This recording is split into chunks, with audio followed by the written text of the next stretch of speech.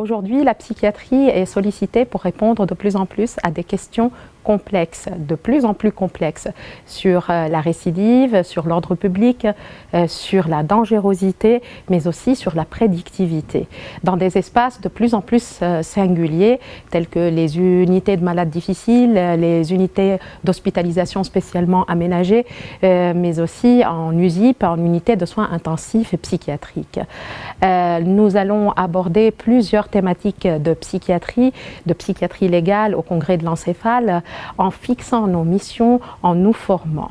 D'abord, sur les auteurs de violences sexuelles, les recommandations de l'HAS datent de 2008.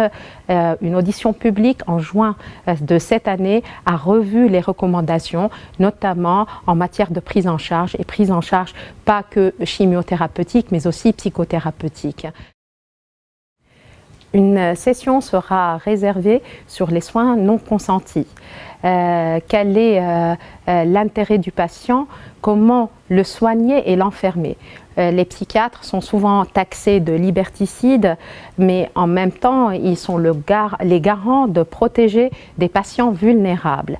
L'intérêt du patient passe avant tout, maximaliser les bénéfices pour lui, minimiser les risques, mais avec surtout préserver un intérêt social. La gestion de la dangerosité, la gestion de cette dangerosité pour l'entourage immédiat du patient, mais aussi pour les soignants. La limite à respecter qui va être abordée sera la limite de l'éthique du soin et surtout le respect des droits du patient, recueillir ses observations et respecter son droit à l'information.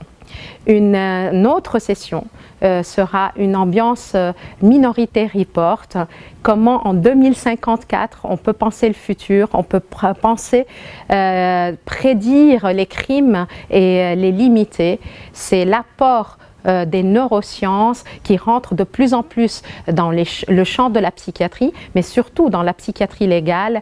Comment peut-on prédire un crime et quelle est la place des neurosciences dans la prédictivité ou dans la responsabilité ou l'irresponsabilité pénale?